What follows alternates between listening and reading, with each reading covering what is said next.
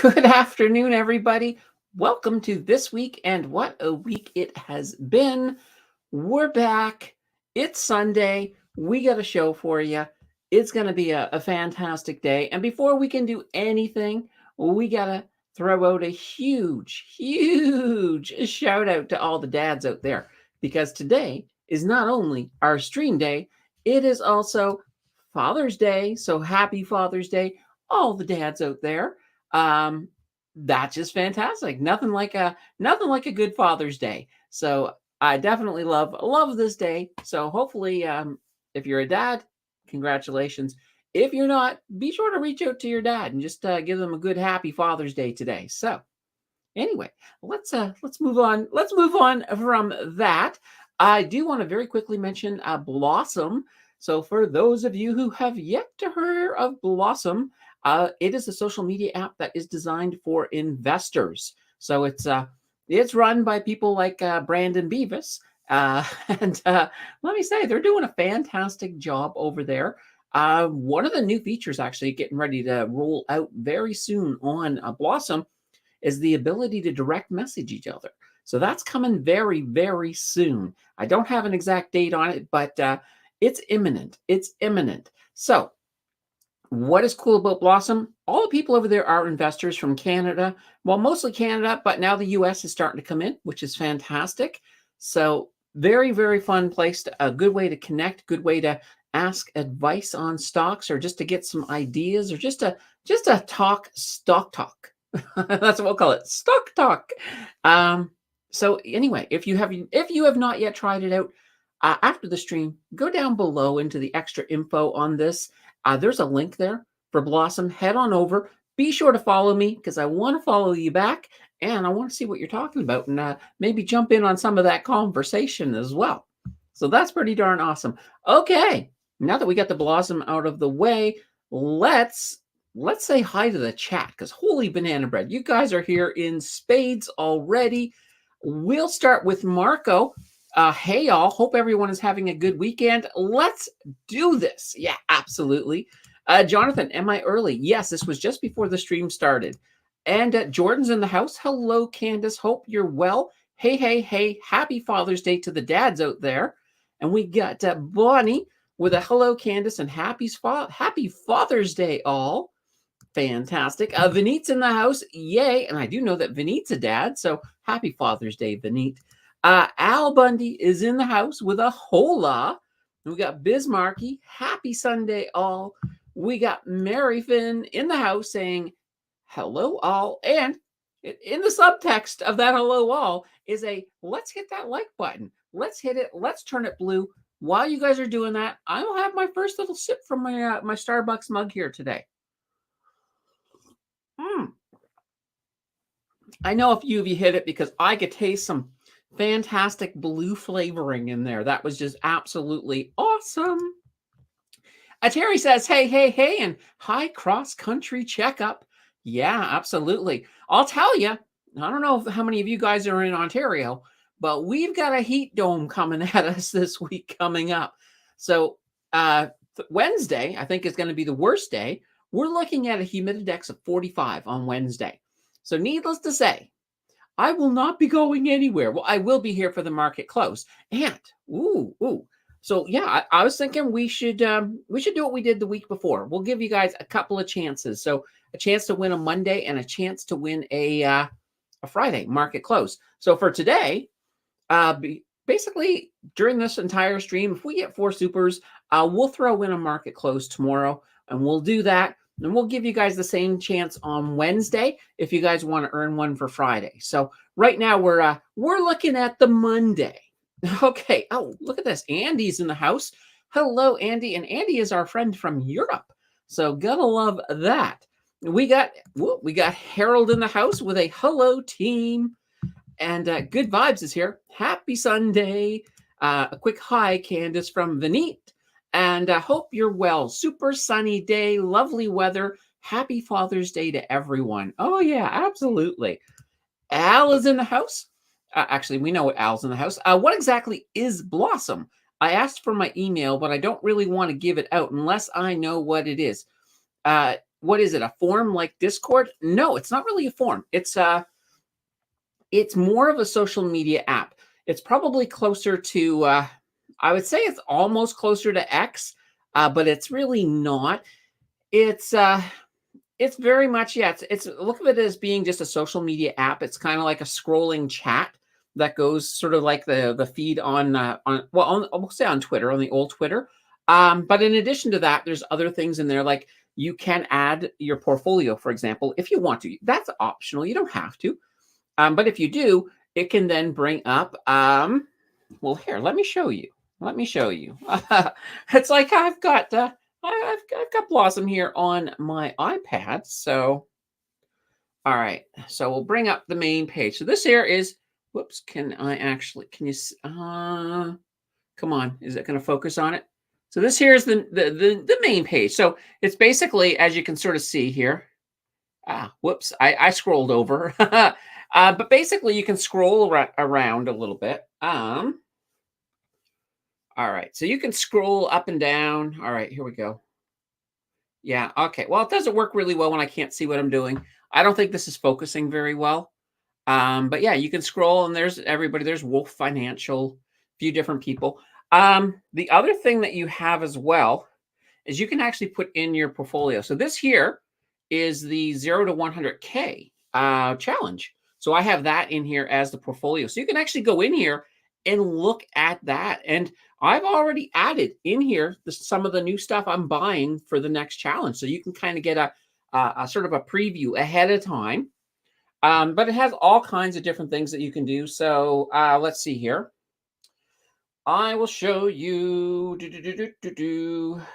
I want to show you sectors or regions or portfolio allocation. Actually, I want to show you something with the dividends. All right. Just give me 1 second here. I am just having fun. Now, mine right now, because you're looking at my portfolio, you do see the cash. You would not normally see that when you are sharing it on the app. It'll just show percentages. It won't actually show the cash. Okay, why is that? This here is, it's just being a pain right now. But anyway, there's all kinds. I'm just gonna put this down for now because it's boring as heck trying to watch that while I'm trying to show you something and you can't even see it. So here's the thing. There's a lot of statistics in it. There's also a section where you can go and learn stuff. Like they put up, I think, what is it? There's about 3 or 4, I think, this is in the paid section where there's some courses that you can take if you want to. In the unpaid section, there's a lot of different things. So for example, BMO, they will actually create little courses about their ETFs that you just watch the course and they give you $1.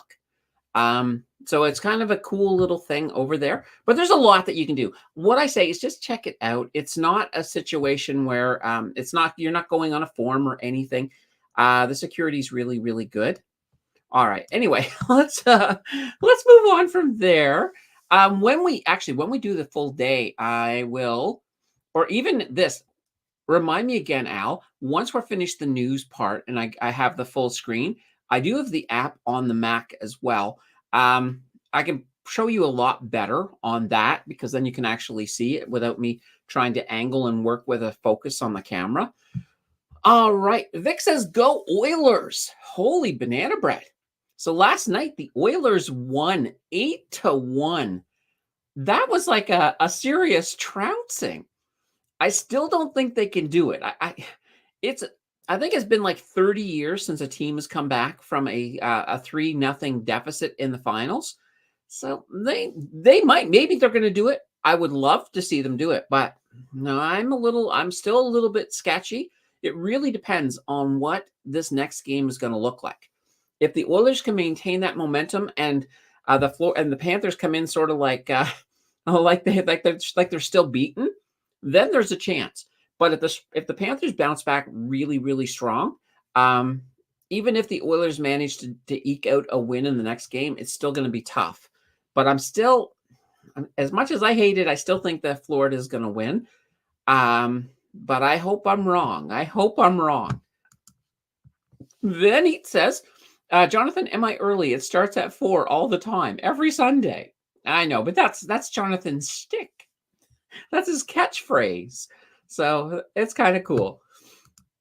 Vic says, I would like to be a dad. Ah, Vic. Well, um, there are ways. There are ways. Even if you don't have a partner, I mean, you could always donate to this special type of bank, and then you might become a dad for a lot of people. You won't know them, but you'd still technically be a dad.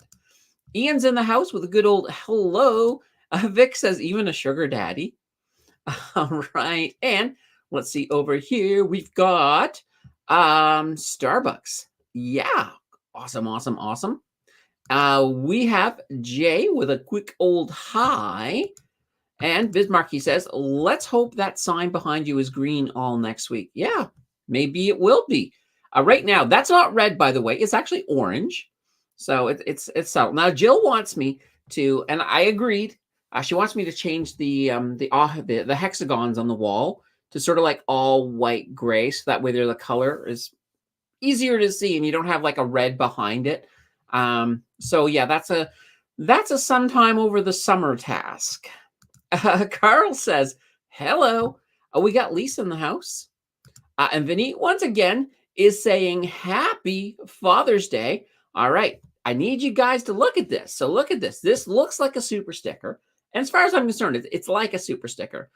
You guys get a free one every single month as a channel member. So if you're a channel member, you do get that free one. So when we get to that point where there's so much stuff happening in the chat that I can't keep up, those will count. Those will get you read, just as a super sticker will. So I treat it the same. All right. We've got Jordan in here. Look at this. Look at this. We got a super chat. It is a super number 1. Let's go. Let's go. Let's grow. Yeah, absolutely. And guys, that's the first of the supers. So that's I'll say we're 3 away, but immediately after that, we got a super sticker from Vineet. So there we go. There's 2. We're halfway there. I have a feeling we're gonna have a stream tomorrow. That's how it's starting to look that way pretty early on. All right. Thank you both, Jordan and Vineet. You both rock. All right. We got 9 in the house with a banana bread. Gotta love that. Let me take a look here. BMO gives you $1 to watch their course. Well, absolutely. Think of it this way. It's kind of like an advertisement, right? Because, for example, they will educate you about an ETF or some concept about an ETF, but they're using their ETFs as examples. So when you're doing that, you might be like, oh, look at this. I kind of like what they're showing me. Maybe I might want to invest in that ETF. So it kind of works that way. So there's a whole bunch of them there. Like, I think right now, if you do all of them, you'll have like maybe about $10. And then you just sort of cash it. There's a little, you click on it to cash out and it will deposit it for you into your bank, or does it do it? I think actually, I think it does a money transfer. So it's something along that lines. I've never actually pulled out any of that money I have sitting there, but it does. And the other neat thing too, is even if you don't want, so for example, if you don't want the money, but you take the training anyway, you can then, like, if you see an article, for example, or somebody posts something you really like, or something really useful to you, you could always just do that course, win the $1, and then send the $1 to the person that did that for you. So that's just something that you can put out. Let's see, meow, white and black. See, now I don't even know what's happening to that wall. I'll have to ask Jill later. I don't know. I thought it was going to be white and off the sort of the white and gray, but who knows? We'll figure it out. Muggsy is in the house. Hey, folks. Hope everyone is well. And we got King of Day. Oh, good. I love seeing King of Day. Hello. Happy Father's Day. And, that's in regards to the sugar daddy, Abulash is in the house with a hi. Vineet says, by the way, love your new sign. Forgot to tell you how much I like it. So proud of you. You know, that sign was all Jill. Quite literally. She saw that the plain bagel had one, and she was like, I think you should have one too.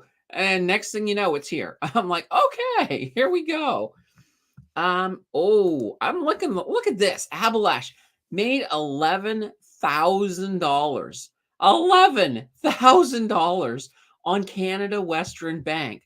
Unfortunately, sold a big stake 2 weeks earlier and lost out on an additional 17,000. Wow. But you know what? You got to love that 11,000. You have got to love that 11,000.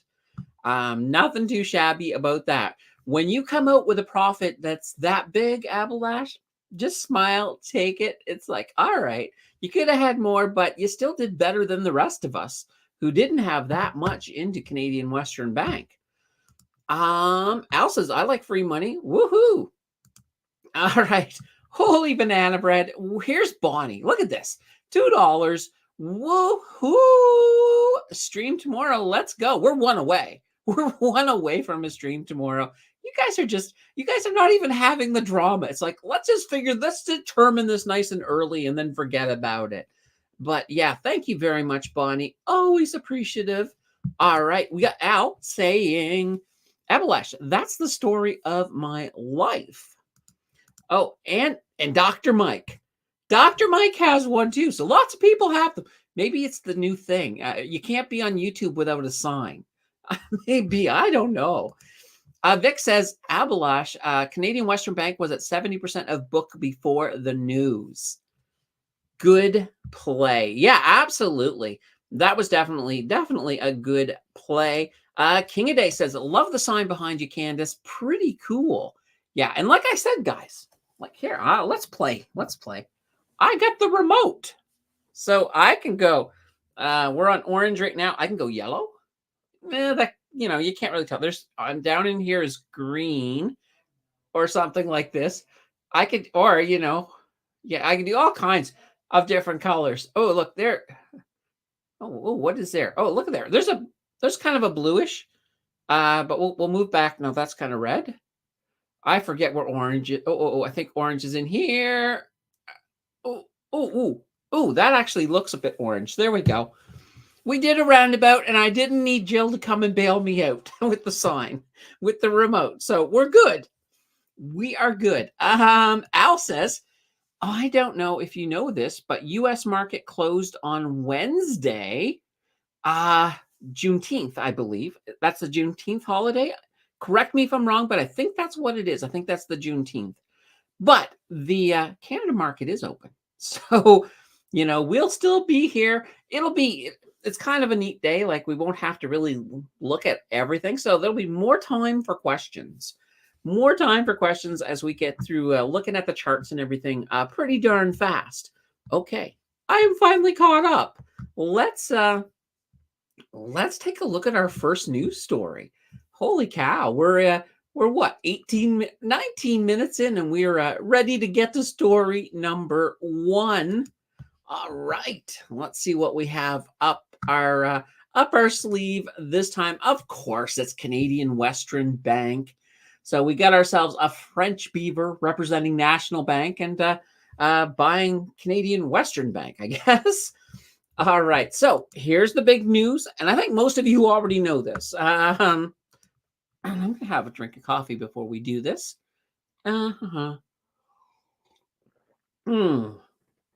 Very, very good. Okay. I think everybody and their dog pretty much now has heard, hopefully, that National Bank is going to buy Canadian Western Bank for $5 billion. Now, they are paying, now get this, listen to some of this numbers here. They're going to pay $52.24 per share. So that price, that alone caused this big jump in Canadian Western Bank. Now, we need to see the actual papers on the deal to see how this is going to happen. Like, what is happening to those shares as they purchase. And this is one of these things that can sometimes happen. If they're going to pay out $52.24 for every share, and you get paid out that, and this, and it's sitting around $40, well, guess what that means? That means you can potentially have an easy $12. But don't go buying this now. We haven't seen the data. We don't know if they're going to just swap it for a National Bank share or if they're going to pay out. We have to see that data before that happens. And here's the thing. You still need the approval of the Canadian government and 2/3 of Canadian Western Bank's shareholders. So they have to vote on it as well. I'm pretty sure they're probably tickled pink. Looking at how much money that they've all just made, they're probably tickled pink. So I think that one will be easy. I think with the the government, I think that'll actually be easy too. I don't think it's going to be much of an issue getting that through, especially where they are where they're the smaller of the big six. Well, they're the smallest of the big six. So this deal, it's going to give National Bank exactly what they lack right now, and that is basically more exposure in the West. So as we were talking about, I think on the market close earlier in the week, some people are saying, well, I think there's one in Vancouver and there might be one in Edmonton. So right now, Canadian Western Bank, they have 39 branches in Western Canada. So that's 39 more branches of National Bank, or they probably, now this is what I was thinking, and I was kind of surmising this the other day. Maybe they keep the name because of the brand recognition in the West. So it could be a situation where you still have Canadian Western Bank, but it would be owned by National Bank. So we'll have to see how they're going to do that. But I don't see them actually changing the name to, and just sort of rebranding the entire thing as Canadian National Bank. So we'll have to look. Or here's the thing. What sometimes happens with banks? Sometimes they take both names. So I can't see them doing it though in this case, because Canadian Western Bank is very regional. So I can't see it being like a Canadian National Western Bank. I don't see any way you could easily put them together. But I was thinking like TD, like Toronto Dominion. You had the Bank of Toronto, and then you had the Dominion Bank, and they sort of combined. So it'll be interesting. It'll be very, very interesting to see how that is going to look. All right. Now, well, you guys are a little quiet. Let's go into the second story then. I am all for that. And well, here we go. We just got a couple of comments here. And right, that's about the Juneteenth. And Bismarcky says a National Western Bank. I know. It's kind of interesting. Yeah, you could still call it National Bank Western, Canadian Western Division, maybe. I don't know. We'll have to see how they actually handle that. All right, this story I figured was funny. It's a serious story, but it's actually kind of funny for this channel.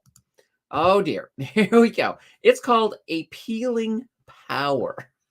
Oh, yeah, that's a phone being charged by a banana. So, over in Alberta, and believe it or not, this is Alberta. I can't believe it.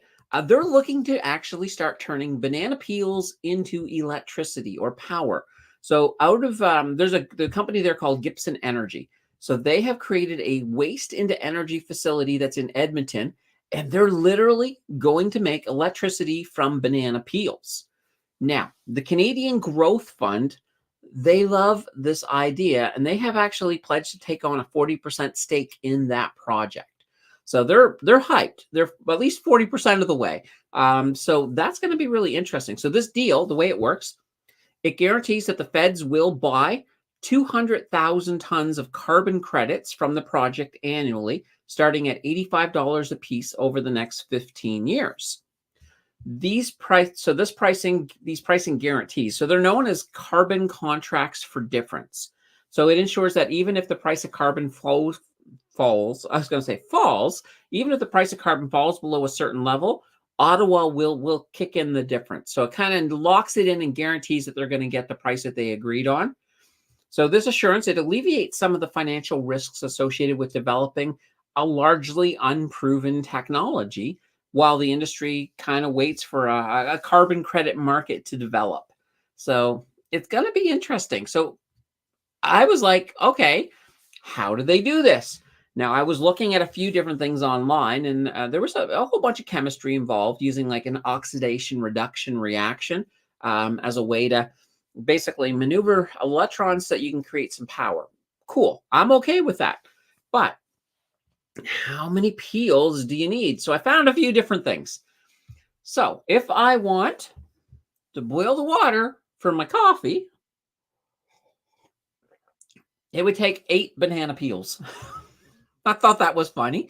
Um, if I wanted to power a hair dryer for 10 minutes, 30 banana peels. I don't know. This is just to me, it's kind of weird. It's kind of weird. I'm like, okay. It actually kind of reminded me of Back to the Future. So at the very end of Back to the Future, where Doc Brown shows up in his flying DeLorean, he goes in the garbage and he actually took banana peels and threw it into the back. So I'm like, huh, did they foresee something that the rest of us weren't aware of? So yeah, that's kind of a cool thing. It's definitely a cool thing. Holy banana bread. So that's kind of neat. Bismarcky comes in. So TD got rid of the Canada Trust name after a while. There we go. There we go. Yeah. I think now TD is just so branded that I don't think they would ever just. I think they're going to stay with that. Although although a rebranding might help them hide from all that money laundering stuff. But hey, at least this week there was no new allegations against TD. So we got to give them some credit for that. So that's kind of cool. Now Jordan says, I still don't understand the carbon tax. How does charging us more money on gas, etc., help reduce our carbon output? It doesn't. It won't ever. We are a consumption society, won't change despite the price.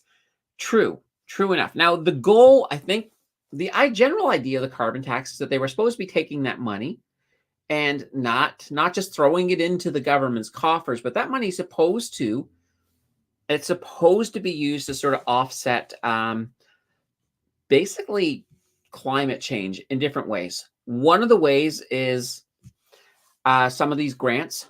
So grants, for example, to if you look at some of the home heating, like some parts of the country, we have home heating grants where you can actually change your home. What's that? Oh, my watch was going buzzy crazy.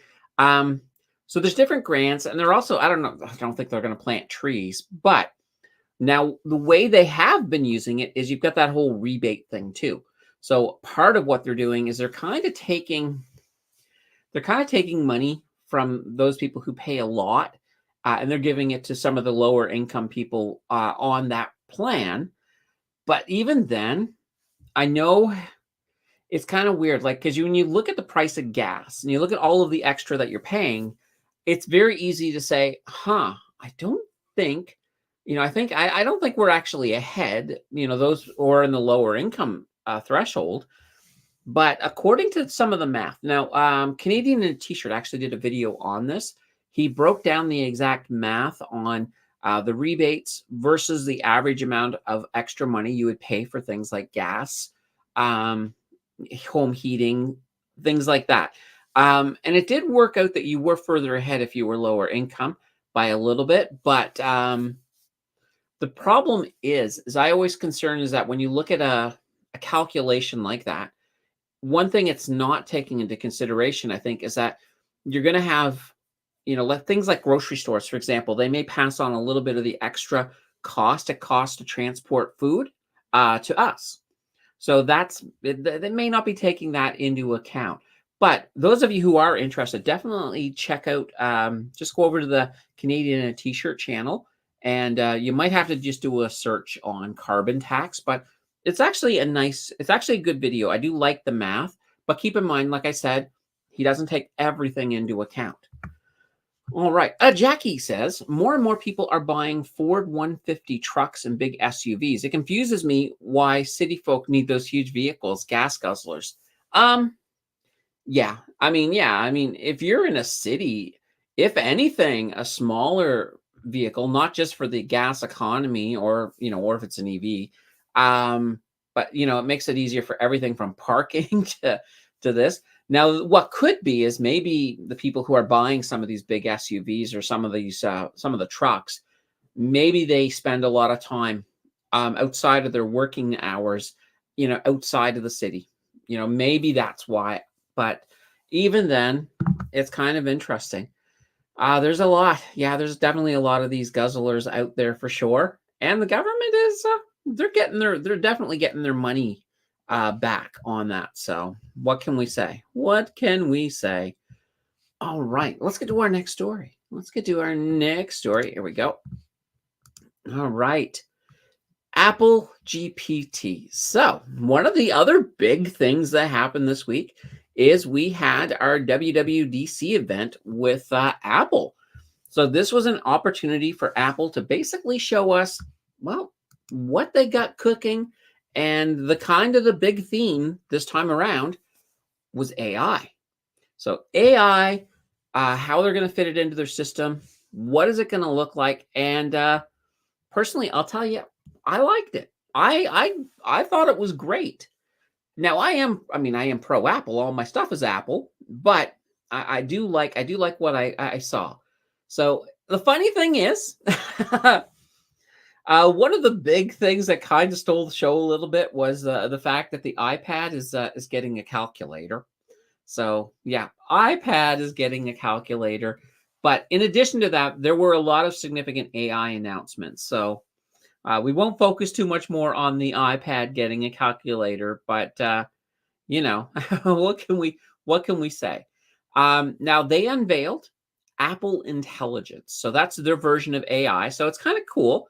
AI now standing for Apple Intelligence, opposed to artificial intelligence. Here's a funny thing, though.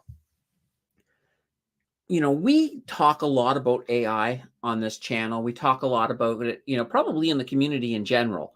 But there's a lot of people out there that they don't really talk a lot about it. And a lot of those people do have iPhones because they have a good market share. So all of a sudden, some of the first real exposure some people are going to get to AI is going to be through Apple Intelligence. And they will probably be calling it Apple Intelligence. Even if they move away from Apple and they're looking at another something else that's AI, they might go, "Oh, that thing has Apple Intelligence." So it's kind of a crafty little thing there. So I think that's going to be really, really, really interesting. Now, here, of course, is kind of the caveat. So one of the issues with that's, you know, I think some people have raised is the fact that when this comes out in the fall, a lot of the older devices, like some of the older devices, is not going to be able to have the full bells and whistles to their Apple Intelligence. Because part of what's happening with Apple Intelligence is that they're putting it on the device because of security. So it's not going to be sitting on a server. It's not going to be sitting, you know, over at Apple. It'll be sitting on your iPhone.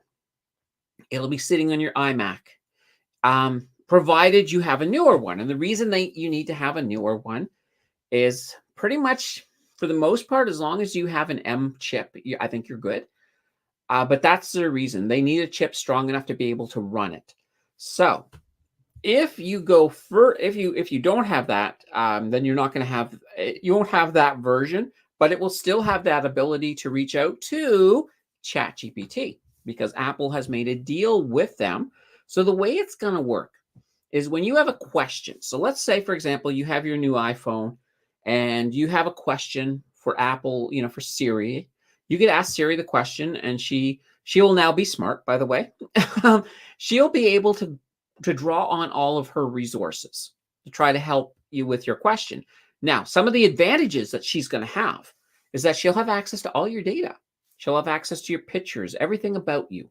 So this is good in that it'll really help her cater her answer to you.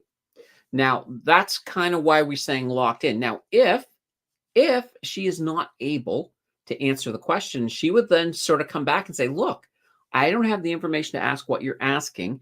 Do you mind if I use ChatGPT? So she'll prompt you. And if you say, yeah, sure, she will only give ChatGPT what ChatGPT needs to know to give her the extra information she needs. So that's going to be one of these cool little things. So it keeps everything relevant. It keeps things secure so that you're not sharing personal information. But this is a big thing. Now, Elon Musk went absolutely crazy. And he came out with some series of tweets and he said, this is a big security threat and I'm not allowing Apple products at Tesla. So anybody entering any of my factories are going to have to put their all of their Apple products. They're going to have to hand them in at the door, and we're going to put them in a Faraday cage. So Elon went a little crazy. Definitely an overreaction, but at the same time, Elon has been mad at OpenAI, and Elon has been mad at Apple too. He's been mad at both of them, and now both of his enemies are working together. So I think he's just lashing out.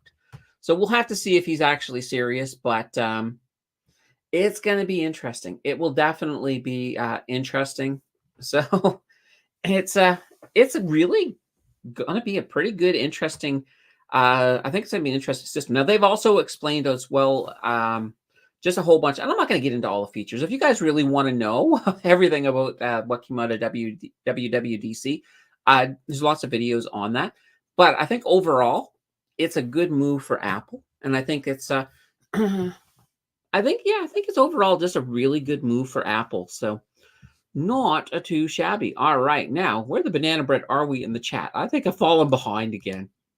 Let's see. Is it true that 30% of SP 500 gains are due to NVIDIA? I don't know if that's the exact figure, but NVIDIA certainly has had a good dealing in it. I mean, NVIDIA has exploded in value.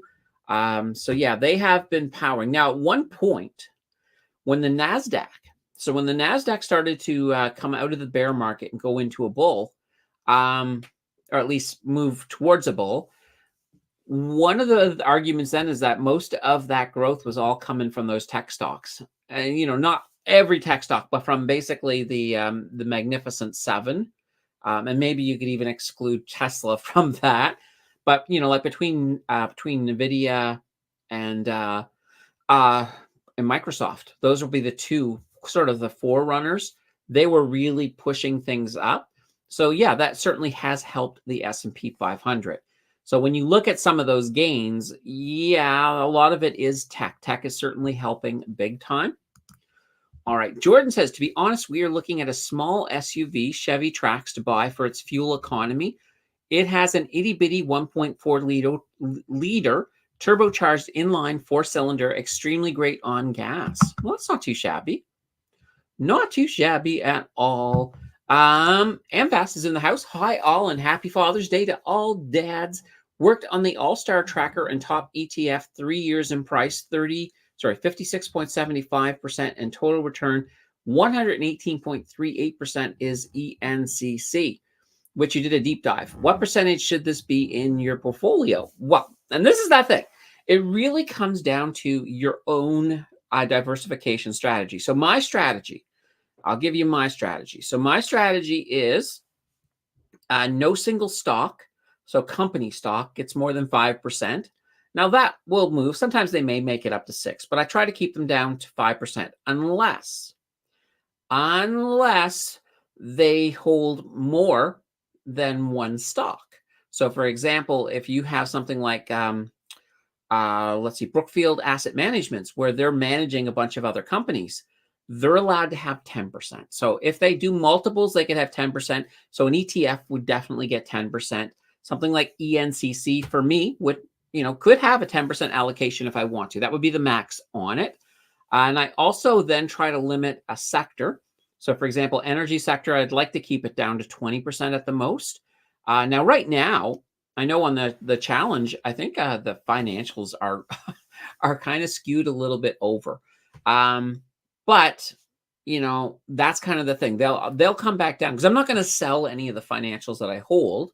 So what I'll do is I just won't add any more banks, any bank stocks, or I'll try to avoid adding financial related stocks until that number gets back down. So, but yeah, so that's kind of how I look at it. Now, you could be a person, for example, like let's say, and this is a very viable way. Let's say you're sitting here and you say, okay, well, I just want, I'm looking to maybe have a portfolio of 5 ETFs. That's my portfolio. And you're looking at 5 ETFs across different sectors to gain your diversification. In a case like that, maybe you do want 20%. So it really comes down to your strategy. You have to sort of figure out your strategy and your risk level. So, because my risk level is probably different than than yours. And also that can depend on age too, right? So if you're 20, let's say you were 20 right now, you know, your risk profile, you're going to be more like risk. What's that? I don't know what risk even is. Um, but you know, when you get older, your risk profile tends to move more conservative. So it really boils down to it. Now, some people though will be like, okay, here are some stocks I know that are doing really, really well. These other stocks just they give me diversification, but they're not doing as well as a small basket. So some people will, you know, sort of forego a little bit of diversification because they feel like, especially if they started investing late, they might be feeling like, okay, I need to play catch up. I am behind. What am I going to do? I'm behind. I'm going to play catch up. That happens. I'm not saying that's wrong. I'm just saying you always want to be keeping your eye. So when you are playing in a non-diversified portfolio, you just want to be taking extra care. You want to be paying attention to what you have, and you want to have an exit strategy in case the market starts doing things that you don't like. So it's that you know, it makes sense because you don't want to be, you know, it's your money. You work very hard for it. So you don't want to just sort of say, oh, well, if something bad happens, oh, well, at least I gave it a shot. You don't want that situation. You want a situation where if things start to go south, you got an exit strategy so you can get out with the least amount of damage or hopefully get out while you still have profits. That tends to be the better way. All right. Vic says, don't worry about carbon tax and capital gains tax. Polyev will axe it. Well, he says he will. Here's this funny thing. A lot of times politicians will tell us what we want to hear, and then they get into office, and they don't always follow through. Now, he's been very vocal about this, so, you know, you'd think he would follow through. But just don't bank on it. You know, it would be great if he did, but don't bank on it. Al says, I thought it was Mag 7 accounted for 30% of the S&P. So yeah, the Magnificent 7. So that probably makes more sense because, I mean, Microsoft has had a fantastic year as well. All right. Oh, I jump ahead here. Don't worry. I'm going to jump back as well. We got ourselves a dividend from the Banana Bread Company. So that's 4. You guys have a stream tomorrow. Bang, done. That's fantastic. Thank you very much, Banana Bread Company. I love the Banana Bread Company. They're awesome. Whew. I would invest in the Banana Bread Company, folks. I would invest in them. All right. Now, let's see here. Where was I? Let's see. Vic said, gains, I mean all. But you're right about the Magnificent 7. Elon helped create ChatGPT. Now hates it, and Sam Altman and also Apple. I don't know how much Elon contributed. He certainly contributed some of the resources to help OpenAI get off the ground and some of the philosophies. And one of the big things is when Elon did that, one of the goals and core concepts originally was that it always remained open source. And they have moved away from that. So I can understand why it's rubbed Elon the wrong way. But, you know, he's got his own AI now. He's got Grok. Pay attention to Grok. Let OpenAI do its thing, and you can do your thing. And, you know, and Grok is Grok. I mean, it's kind of like every other one. So, you know, but OpenAI, I mean, I do like them. I like what their product, but we'll have to see. We'll have to see where this all ends up going. Let's see. So yeah, I meant that the S&P 500's gains this year were attributed to the Mag 7. Okay, so there we go. All right, and Jordan is so we got a stream tomorrow. Absolutely. Bonnie says, "Yay." Abalash says, "What do you think about USD no longer the only currency Saudi will accept for oil? Do you see emerging markets rising over US in the coming decade?" So yeah, so basically dumping the US dollar as their petrodollar. It's not a good thing for the US, obviously, because that once again kind of causes a little more volatility in it can cause more volatility in the price of oil. it can definitely impact their economy going down there. The problem is, I mean, the U.S. has a big issue, and everybody knows, as everybody knows, the debt. The debt of the U.S. is absolutely ludicrous. So we're talking trillions and trillions of dollars. Um, and the kind of the strategy that no politicians in the U.S. want to actually deal with the debt. They don't want to cut their spending. They don't want to start raising taxes, and those are things that they would need to do. But instead, because everybody's sort of thinking, okay, well, if I'm the politician to raise taxes, I'm not getting reelected. Or if I'm the politician, just to you know, just to sort of cut back all of the social stuff and all of the spending, I'm not going to get elected. So what do?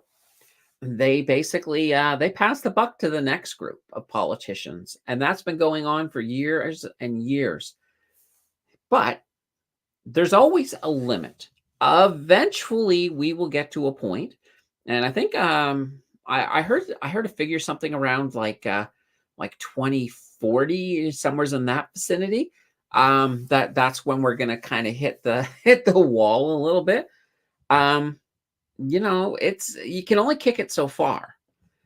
Now that there's still a lot of room to kick the can further down the road, but somebody somewhere is going to have to start doing things, and things like going back to the Saudi to Saudi Arabia deciding to no longer use U.S. dollars. You get enough countries starting to do that, and that's going to put a lot of pressure on the U.S. And that's the type of pressure that can, guess what it can do? It can cause things to cost more money, which is also known as inflation. So if you're hoping for a rate cut, those are the type of things you don't want to have happen. So, will Saudi Arabia cause, for example, the rate cut to be bye-bye, that one cut they're thinking that they might have by the end of the year? It's too soon to see. Maybe, maybe not. We'll have to wait and see how the data works. But yeah, I mean, it's not a great thing. And if more and more countries start following suit, that will hurt the U.S. No doubt about it. It will absolutely hurt them. Vic says, dated a girl who wanted to put me in a different kind of cage, not a Faraday cage. Okay. I'm going to leave that one alone, Vic. I'll leave that one alone. Abalash says, Microsoft launched Copilot plus PCs. They are not too far behind Apple. No, I mean, Microsoft is moving pretty quick. And this is the funny thing. I mean, because Microsoft, they're invested big time in open AI. So it's interesting that Apple's the one that has this deal with them. But no, I think you're going to see. Here's the thing. It's going to get to a situation where as AI gets better and better, it won't be a situation where it's like, okay, which AI is the best? It'll more or less be which one do I prefer to use? Because I think they're all going to eventually get to that point that they're going to operate very, very, very, very close to each other. But then it'll be more or less like, oh, I'd rather have Copilot than ChatGPT, or there's a lot of different things. Ambas has worst 3-year price, negative 42.60, and total return negative 28.22. Call. Oh, yeah. Call didn't do very well. Third worst price, negative 34.92%, and TR total return of negative 19.76 HGR. How could these info be used to create short and long-term portfolio? What you have to look at is you have to look at a reason something is falling. So when you do have a stock that is down, they've been performing absolutely horrible. Well, you have to first of all figure out the context of why they're down.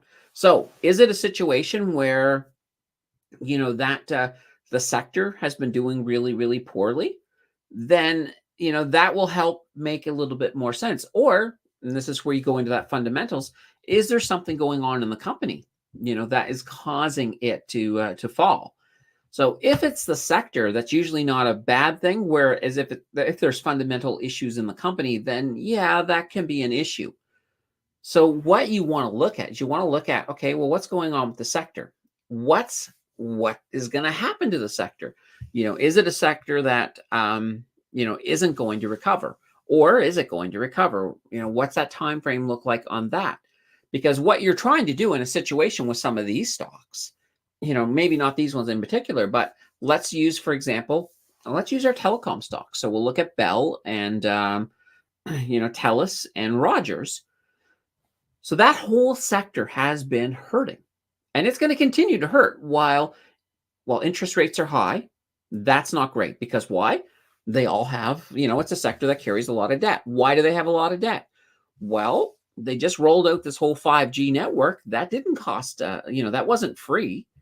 So, there's a lot of things like that. Rogers' case, they're really hurting because they bought Shaw.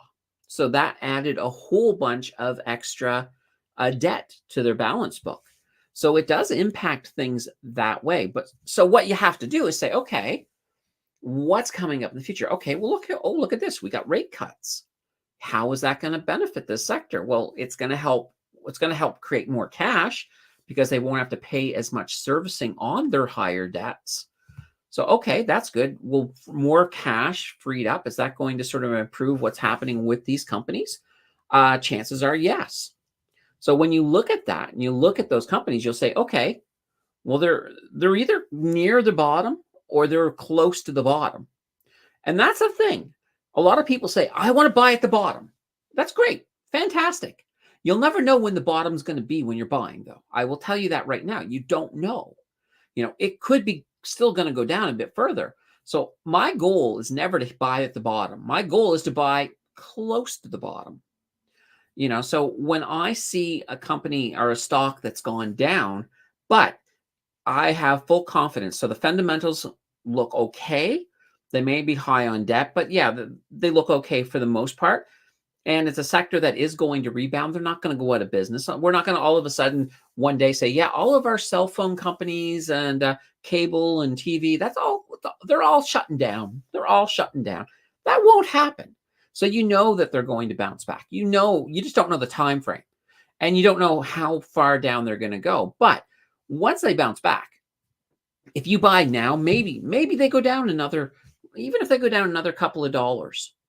When you look at them long term, you'll be like, okay, yeah, I made a lot of money. I don't really care about that couple of dollars at that point. So that's one of the reasons that dollar cost averaging tends to do really well. Now you can do a hybrid version of dollar cost averaging where, maybe you don't dollar cost average when things are at all-time high, but you only dollar cost average when they are. You could even set like a thing where it's like, okay, if they fall anywheres below, let's say 5% of wherever their high is, I'll start dollar cost averaging. But as soon as they get back up there, I stop. So there's all kinds of different ways that you can do it. I kind of feel like I should make a video on just all of the hybrid versions of dollar cost averaging that are out there. All right. Hopefully I answered that question. All right. Bismarcky says, are the stocks on the NASDAQ also part of the S&P 500? Some of them are. Some of them, they are. Let me just put it this way. They're NASDAQ, right? But at the same time, if they're big enough, they would be listed as part of the S&P 500 at the same time. So because there are qualifications for both. So NASDAQ does have the techs. Now, let me also clarify this too, that sometimes you'll have a stock that will be moved completely off the NASDAQ and sit straight into the S&P 500. So it's fun. It's fun. Okay. Kind of glad that we don't have so many different exchanges here in Canada. All right. King of Day says, I love Apple stocks, but not the iPhone or iOS. I love their copycats or flat out steal other people's ideas and strategies. Works pretty well, actually. I wouldn't say steal.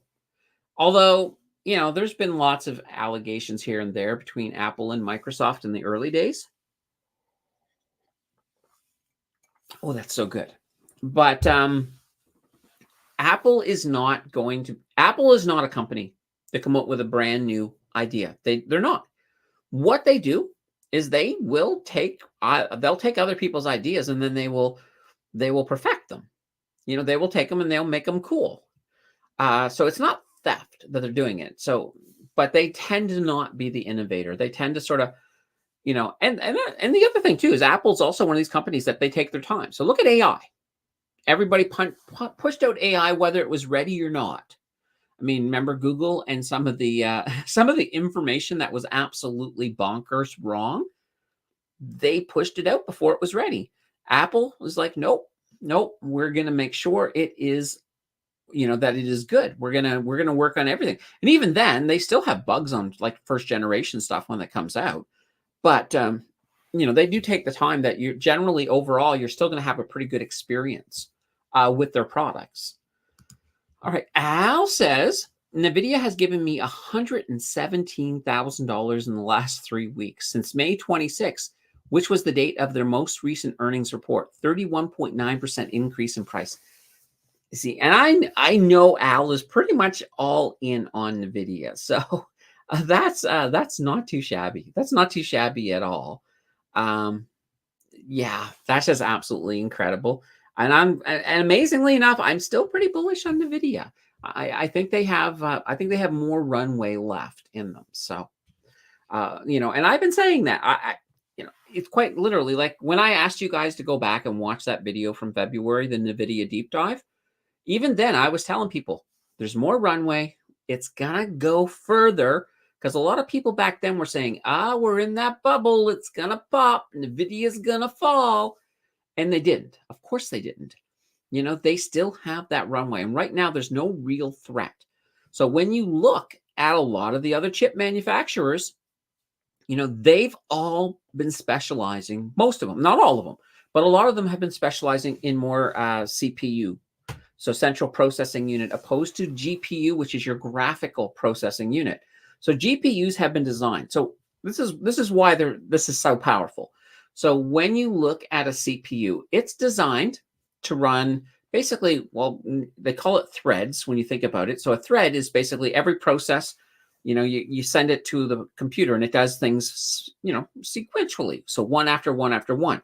Now you can create these threads so that way it appears like it's working, sort of parallel, but it's really not. It's kind of a clever way of engineering. Now, with a GPU, it's completely different because you have so much data. Because when you're looking at a video, the amount of sheer pixels that are all happening at the same time and the amount of data that has to be managed to make it all happen, it's incredible. You could not do that with a straight up CPU. That's why you have these graphical user interfaces or these GPUs, a graphical processing unit. You need those to be able to process so much information. And this is where NVIDIA was smart. So NVIDIA had, they had one of the best on the market. And they started to look and say, you know what? I bet you we could use this for other things. And that's kind of led into like crypto miners starting to use them. And they then created software to help bridge, GPUs with CPUs to do things like crypto mining. And then that eventually led into AI. And at one point with AI, they have software that can basically bridge like about 8 or 9 or even more now. At one point it was 8, where they could take 8 GPUs, have them all network together using this software that they created. And that became just this massive thing because if you think about it, look at how fast GPT can create a picture. Just bang, done. The amount of computational power to do that's incredible. But when you've got all of these graphical, all of these GPUs that are all interfaced together with this controlling software, that's insane. That's a lot of insane power. And that's one of the things that, so some people are like saying, okay, well, these chip companies can just make a chip, could just make one and they'll use that instead. Well, it's not the chip they have to make. They've got to figure out the software that NVIDIA has come up with.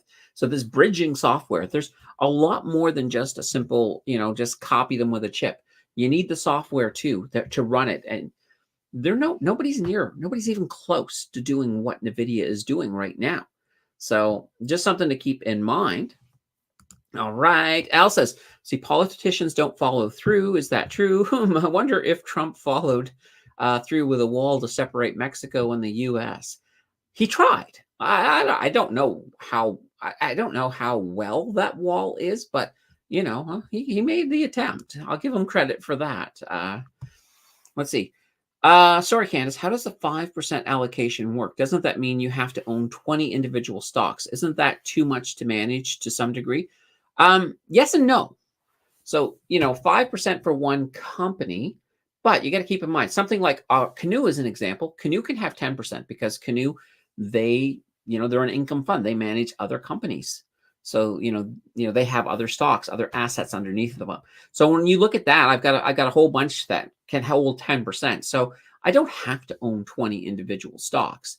And plus, keep in mind too, that because of the fact that stocks is my job. Going through and looking at this stuff, this is what I eat, live, breathe, and all of that. It's not so much of an issue. Now, somebody who doesn't have that time, there's nothing wrong with, changing up, a sort of a different allocation. Like you could say, look, I can maybe manage 10 stocks. Fantastic. And even if it's 10 individual companies in that case, maybe having a rough equal weight 10% across the board might work for you. So yeah, it all boils down to, what your personal preference. Now, because I have, and I always say this, because I have that time that I can pay attention to them, that gives me a little bit more of a lenience to sort of keep my numbers a little bit lower and keep my diversification bigger. If you think about it, if you look at, for example, an ETF, sometimes these ETFs, a lot of them, they might have 20 to 50 positions, but, that's obviously the management team on that ETF. That's their job, is paying attention to all of those stocks. So, if you don't have, if you're working full-time job and then you're doing this as your side income, like your side hustle is, of course, investing, at that point, you don't have to hold more than you can handle. If you're that person who's like, I can handle 5 stocks. That's it. Well, you might want to look at ETFs at that point. You may want to say, okay, let's get some ETFs in there. Let's come up with a strategy that works for me. So yeah, you always have to, and that's the thing, you always want to find something that works for yourself, whereas what works for me is not always the best for everybody else. Let's see here. Al says, I think a lot of people have more than 20. When I watch other YouTube content creators, they appear to have like 25 to 35 stocks quite often. Right. But keep in mind, if they're bigger content creators, that may be their job. Their job may be doing what they do with YouTube. So they're eating, living, breathing it. They have the time to do it. So you do have to keep that into consideration. A jungle's in the house. I'm finally here. It must be time to go. No, it's not. It's not. We're actually, I think we're not even halfway through the news yet. We're not even halfway through the news. So I got to get caught up here so we can get to our next news story. Vic says, I'm deep into TELUS, like 2,000 shares deep. Awesome. Harold is praying for HMM.A.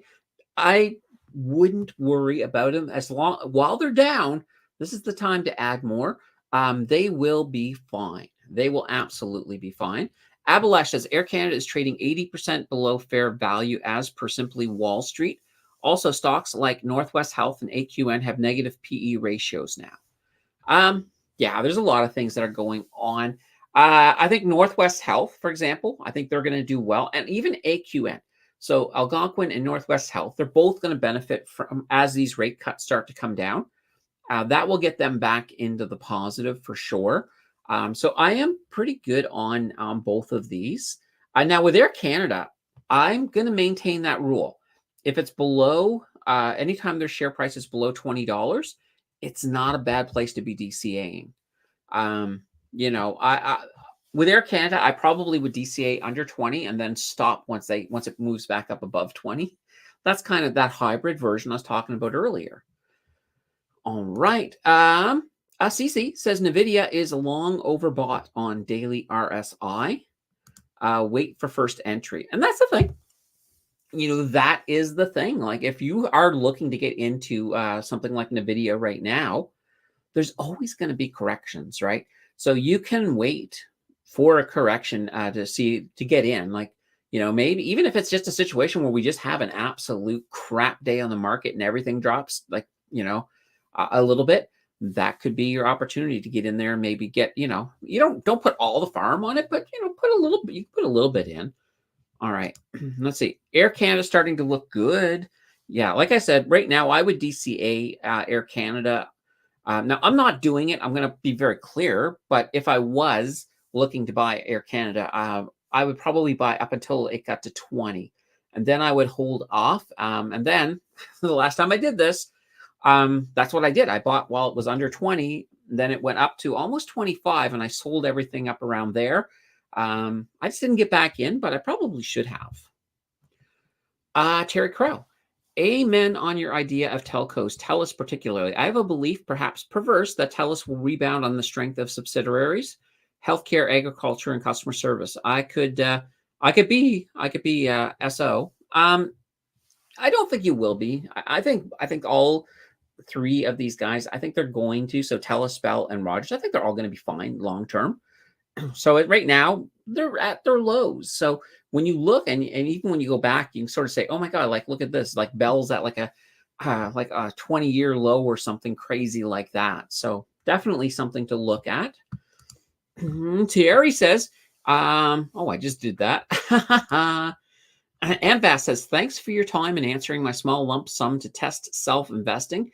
I'm focusing sectors that will benefit REIT, healthcare, and little old BTCY and YTSL and SVOL and RRSP benefiting rate cuts short term.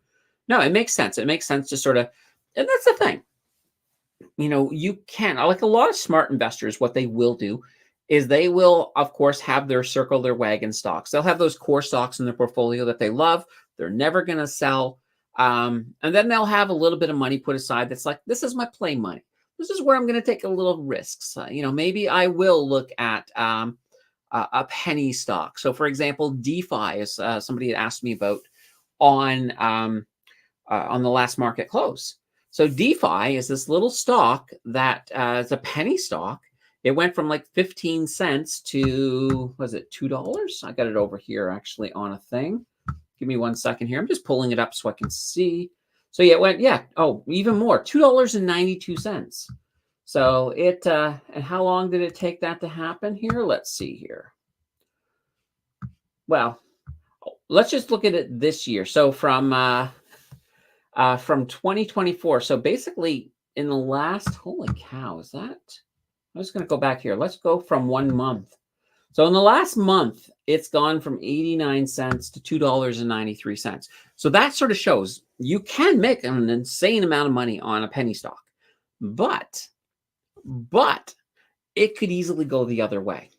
So it could easily, like, you could jump in on something like this and say, oh my God, look what DeFi has done. You could jump in right now at $2.93. It is a penny stock. It could fall. Chances are, though, and this is the thing where you have to kind of look at the sector. While crypto is strong, while crypto looks to be making, and people are expecting Bitcoin to blow up sooner than later, that could benefit DeFi because DeFi, decentralized finance, they basically are very tied to crypto and they tend to follow the same. When crypto's doing well, so does the stock. So just something to keep in mind. So, what I'm saying with your play money, that would be something where you're like, okay, I know that this is a riskier stock, but I got $1,000 set aside. That's just my play money. Then fine, and always with the play money idea is if you're doing it, just be prepared to lose it all. Be prepared. You probably aren't going to lose it all, but be prepared. Just say, okay, I can afford to lose $1,000. And that's my play money. I'm just going to go play with some things or in some cases you might just want to play, maybe you want to try something different, or something that you're a bit uncertain about. That would be something to use play money on, but you want to make sure the core of your portfolio is the stuff that you have a lot more confidence in. All right. Larry says, I'm doing an experiment on my Robinhood account where I day trade, swing, and put the profits with margin into YMAX and QQQY monthly dividends to make positive income. Thoughts? Obviously, this is play money, so yeah, why not?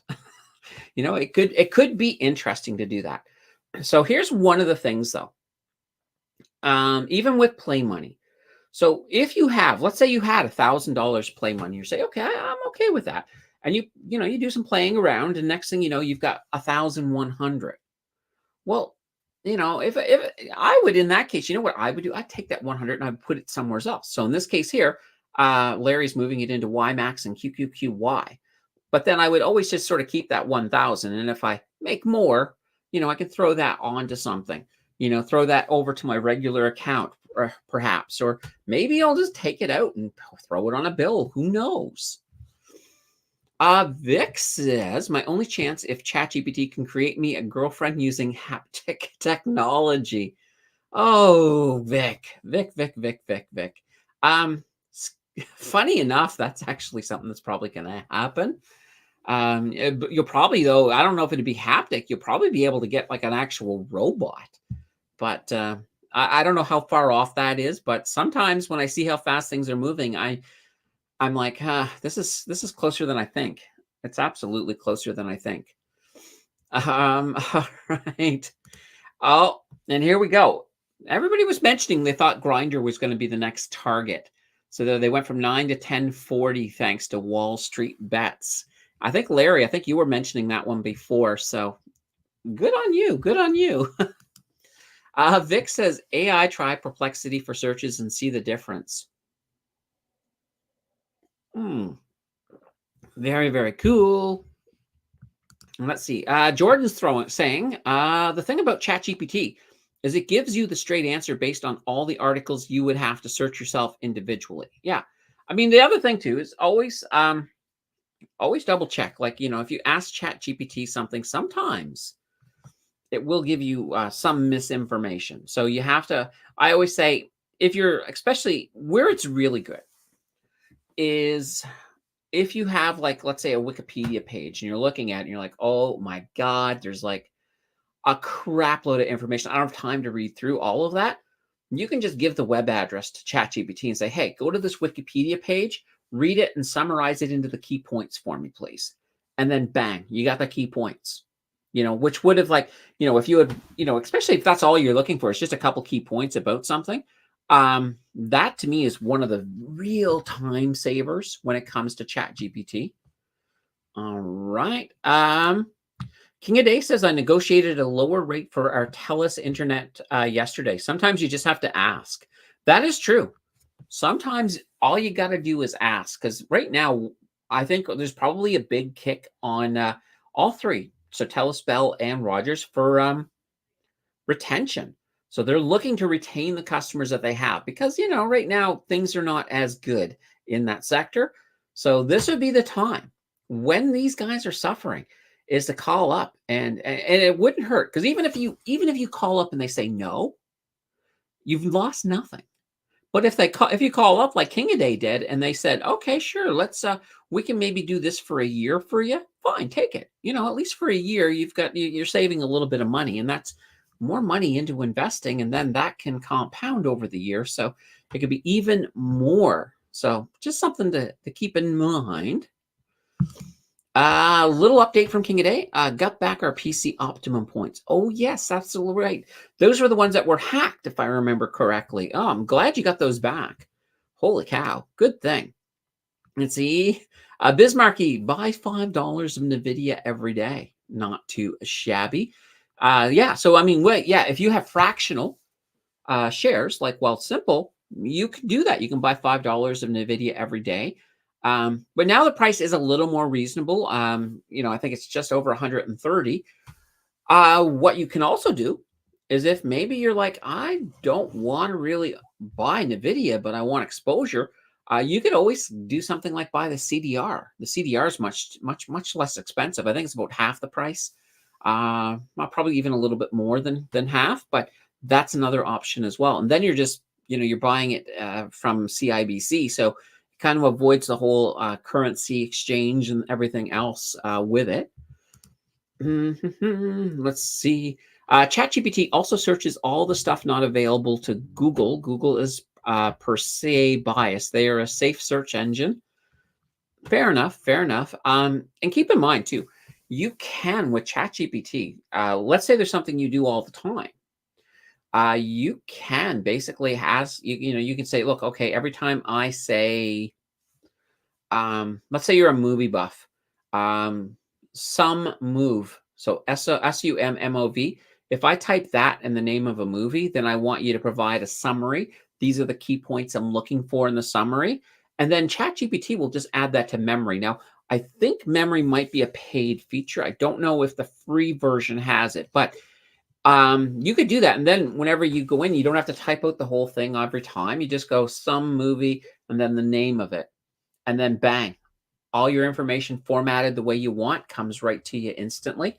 So, being able to do stuff like that really, really, really makes it very useful. All right. All right, let's see here. All right, let's skip over here to AmVas. For health ETF, LMAX, Divi 12.35%, but new HHL Divi. AmVas, that's great. You're doing the math. I love that. 3-year total return, 26.41%. Divi streak, a 114. All right, I'll sort of skip ahead here for a bit. Vic, bless you, are consolidating my faith in NVIDIA.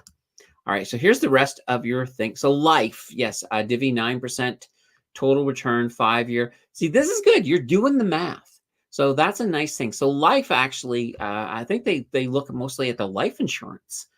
They've got all of the different life insurance companies in that one. So let's see here. Let's see. How would you choose which is a better healthcare ETF? It's one of those things. So where you're looking at, so you got two. You got health, and then you got life. So I would have to look at, first of all, how they're providing that. So is one a split core? Is the other or are they both split core? I'm not 100%. I think life is a split core, if I remember correctly. But I would personally, I would look at a whole bunch of different factors. I would take a look at their fundamentals and see which one has if all is equal, it might come down to who has the better return on equity, for example. But usually, you almost never find that they're all equal. Let's see. Al says, I read the CDR charges yearly fee. That's interesting. Well, it's probably if they do, it's already booked into the price. So it's one of these things like you don't notice it, but I'd have to actually do some research to see if there is a fee on those that's sort of baked into the price, because I haven't really I haven't run into that information, but it's not it wouldn't surprise me. I mean, they are run by CIBC and they're a big bank, and the banks here love their fees. So yeah, good idea. All right, and this here, like I said, I'm not 100% sure. I'd have to actually look that up. And Al is saying, why not just choose the stocks that are popular, since the experts have already analyzed the value to those stocks? And that's the thing. I mean, some people will do that. Some people will actually say, okay, I don't want to pay a management fee that this ETF charges, so I'm just going to see what they hold. That's what I'm going to hold.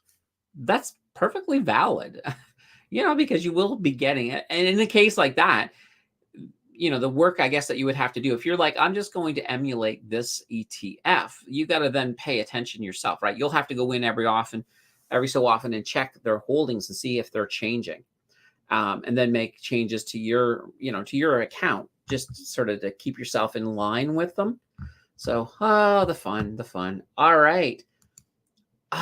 Let's get to our next story. I'm finally caught up. All right. This picture, outpacing debt.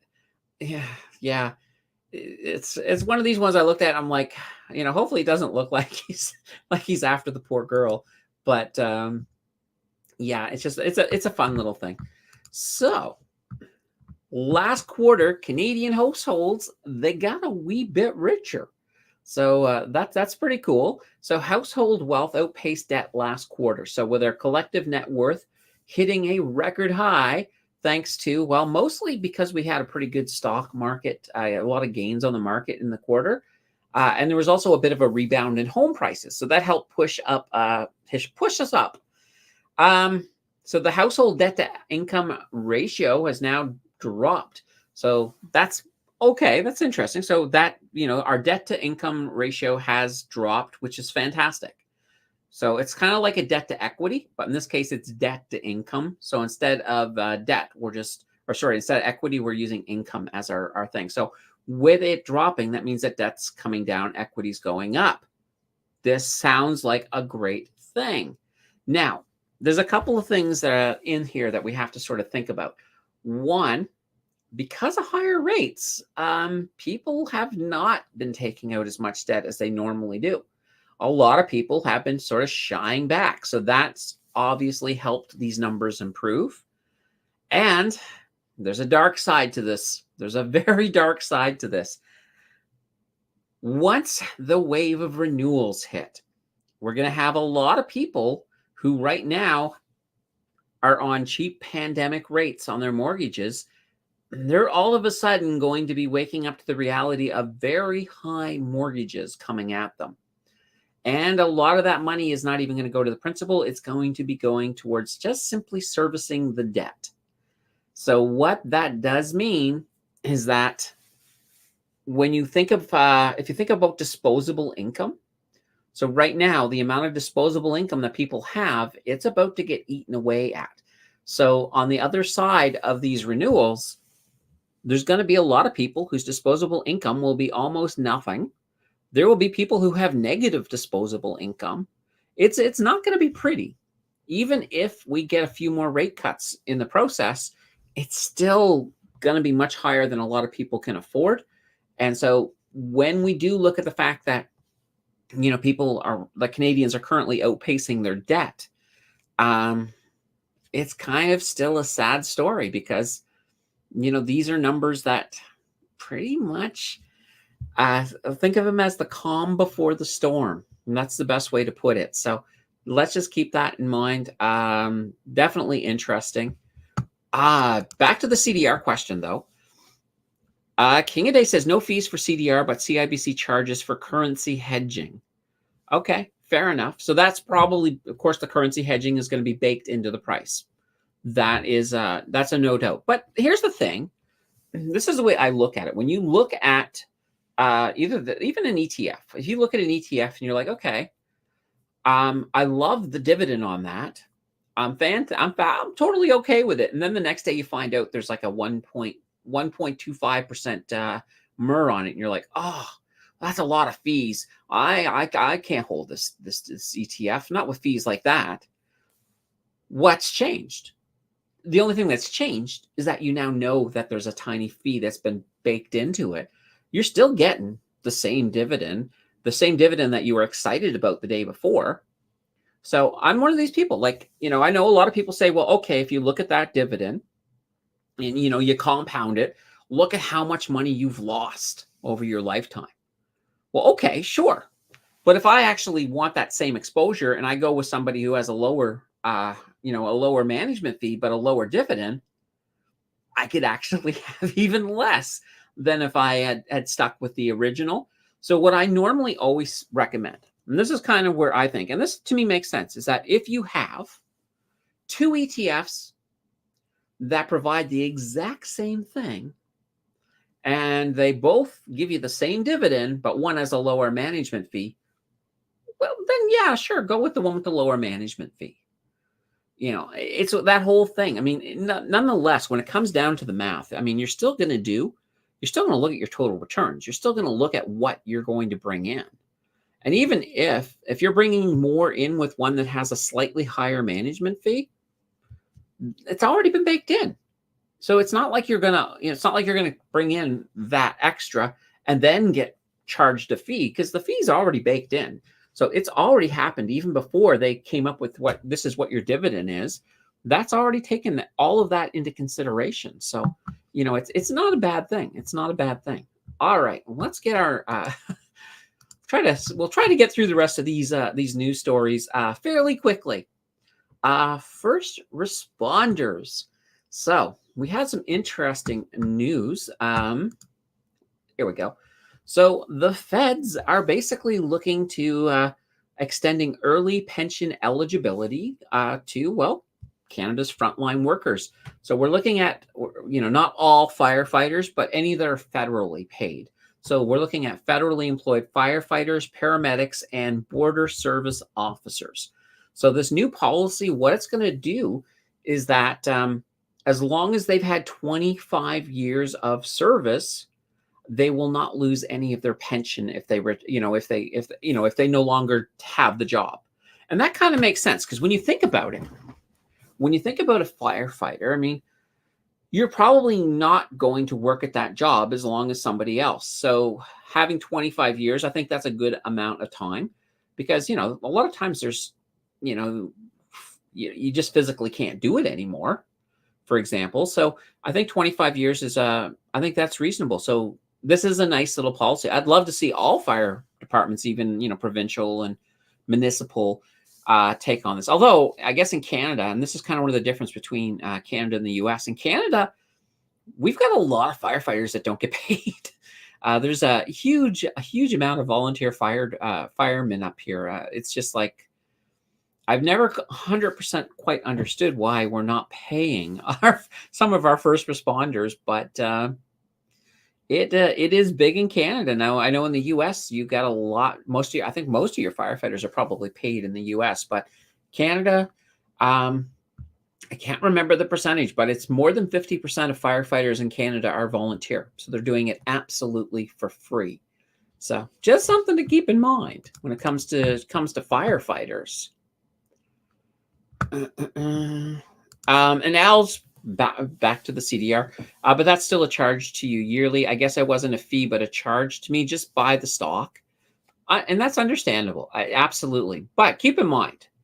So when you're looking at least from Canada's perspective, so if you want to, if you open up a U.S. account and you're going to buy a U.S. stock, so we'll use NVIDIA for example.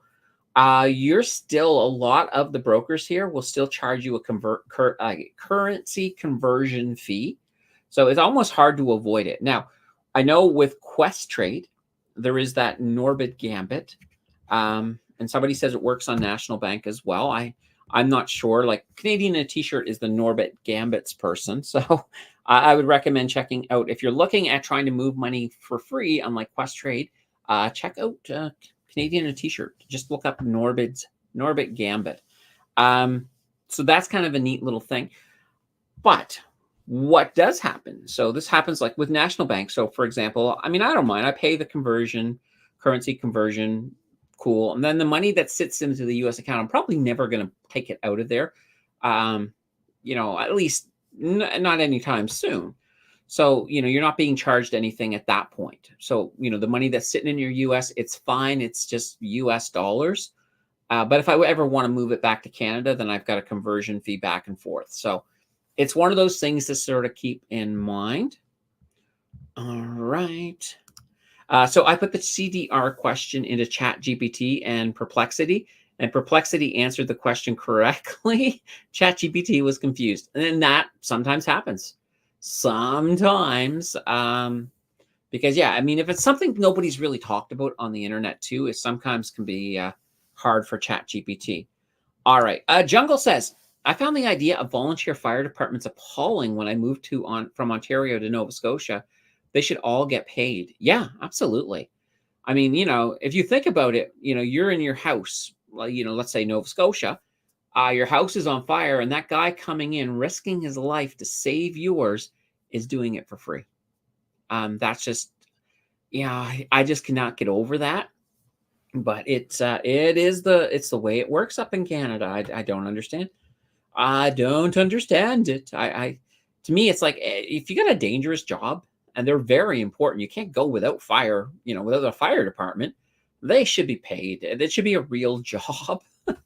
I think now if you go to like some of the bigger cities, like Toronto, for example, I'm pretty sure there's a lot more paid firemen, than anywhere else in the country. John is in the house and says, fashionably late, happy Sunday and happy Father's Day to all the dads. Absolutely. Good to see you, John. All right, let's get to our next news story. Part-time work. Oh dear. So there is a huge trend in Canada currently towards part-time work. So here's an interesting thing. So the share of part-time workers who could not find a full-time job or who worked part-time because of poor business conditions, it's up. It hit 18.2% in May. So that was up 3% from last year at this time. So we're getting to a point that, well, I'll just give you an example. If you look at May, in May, we actually lost 36,000 full-time jobs, but we added 62,000 part-time jobs. So it's kind of funny. It's almost like half. It's like, okay, let's take a full-time job, just turn it into two part-time jobs, and look, hey, more jobs in Canada, yay! It's kind of funny. So currently, the increase in full-time employment, it's not even keeping up with our increase in population. So population, let's just see here. So just in the last little bit, our population rose by 3.4%. At that same time, full-time jobs only rose by 2%. And if and just looking at recent, like I think that's actually just for Q1. If we go all the way back to 2020, our population since 2020 has grown by 8.1%, while employment has only grown by 6.7%. So one of the downfalls of having so much immigration without the infrastructure and the jobs and the housing to support it completely. So let's get some of this going. And to me, it's pretty sad. Like, there are a lot of places that, you'll go, where you could have gotten a full-time job in the past. And, you'll go and it's like, we're just looking for part-time. Now, there's another thing too. A lot of times by doing part-time, guess what? They don't have to pay benefits. So that saves that company money too. And I understand in some cases, some companies are doing it because it's pretty much either do that or they're going to go out of business. So I completely understand that. And I'm not going to fault them, but, it's kind of that situation of where we are. All right. We got our last news story. Let's get this out of the way. And then, and I think I also have something in the crypto corner as well, but we'll get this out of the way. So Canadians' consumer confidence, it is high. So we're at its highest level since May of 2022. And that's according to a recent survey. I think it was a Bloomberg Nano survey. So we're still, overall, our sentiment is still lower than the historical average, but more people are starting to feel optimistic about economic growth and their finances. There's still a lot of pessimism out there. I'll be real about that. But as that Bank of Canada continues to cut interest rates, and as the real estate prices all start to recover, that's creating a bit of positivity in there. So what's interesting about that is when people start to feel better about the economy, guess what they do? They start spending. And that's kind of interesting. And what's good about people spending is that obviously our GDP, so 60% of Canada's GDP is actually, it's actually consumer spending, 60% consumer spending. So this is good for the GDP. It could certainly help things. But at the same time, the Bank of Canada can look at it and say, we don't want that GDP going up too much. But I think they've already committed themselves to the rate cutting. And as long as inflation doesn't start rearing its head again, we should be fine. But nonetheless, it's kind of interesting that people are starting to feel a little bit better. And these rate cuts, and I kind of thought that. That's one of the things I was thinking too, is that with the beginning of the rate cuts, even the fact that it's just 25 basis points, it really isn't making that much of a difference. But I think psychologically, it certainly is making a bit of a difference. So, people are starting to spend a little bit, including our, over in our little picture here, our beaver friend who's looking at a beaver tail warmer. Well, you won't need it next week when we got the 45 humididex, Mr. Beaver, but not too shabby. All right, whoopsie. There we go. All right, Crypto Corner. Crypto Corner this time is about AI. How is it about AI? But it actually is. So Bitcoin miners, they're starting to they're starting to invest a little bit in AI businesses. So one of the things that they're doing is some of them have been foregoing, not all of them, but some Bitcoin miners have actually been foregoing crypto mining upgrades and instead are retrofitting some of their facilities to serve AI clients. And part of the reason for this is, of course, well, the halvening. So now when they're mining Bitcoin, they're only getting half of the amount they did before. Now, mind you, once Bitcoin does hit, its price, once it explodes or whatever's going to happen, that should get rectified. But in the meantime, there are a lot of these mining industries that are like saying, okay, we've got all of this processing power that AI needs. Let's start taking advantage of that. I actually think that's kind of smart because you're diversifying your business a bit. So when we have when crypto eventually goes into a crypto winter, as it does every so often, so that's basically your crypto version of a bear market. Then they've got the AI to fall back on. So to me, that makes a lot of good business. So just see here. So recently, a mining company by the name of Core Scientific, they announced plans to expand their AI business. They have a partnership that's projected to bring in more than 3.5 billion in revenue over the next 12 years. So that's not too shabby. So just something that's happening on the Bitcoin front. All right, there we go. We got through the news. Coming up this week, we have a slow week in Canada. Not a lot happening. And now here's this interesting thing. Let me see here. Yeah, I don't have anything. I don't have much. Well, the US on Wednesday, they have, of course, that Juneteenth holiday. So there's not a lot going on. So this week coming up should be a slow week. Should be. We'll have to see. But I have a feeling it's going to be pretty darn slow. All right. Now I can move. I can get me back to full screen here. Okay, there we go. Awesome. All right, we're finished the news segment. Now it's this is all about you guys now. All about you guys. So Larry says, did the math. Yield Max and QQQY pay me 4.8 to 5.3 a month. Thoughts? Yield Max. You see, that's so where I assume we're talking total returns. I mean, that's not a lot. So when you actually look at and I don't know exactly which stock we're talking about on Yield Max, but when you look at it, it should be high. But the problem is, you get some of these. Well, let's take a look. I now have bang. Whoops. Give me a second here. I just need to. There we go. All right. So if we look at, we'll just pick a random Yield Max.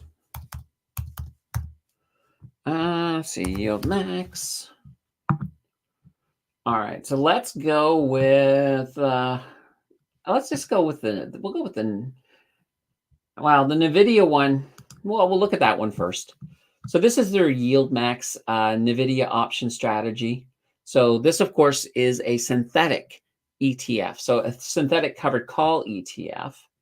So basically, they're writing options on NVIDIA without actually holding NVIDIA, which is kind of the way it works. But let's just take a look at the last year. And you can kind of see they're a little more choppy than what NVIDIA is. Because when we look at NVIDIA,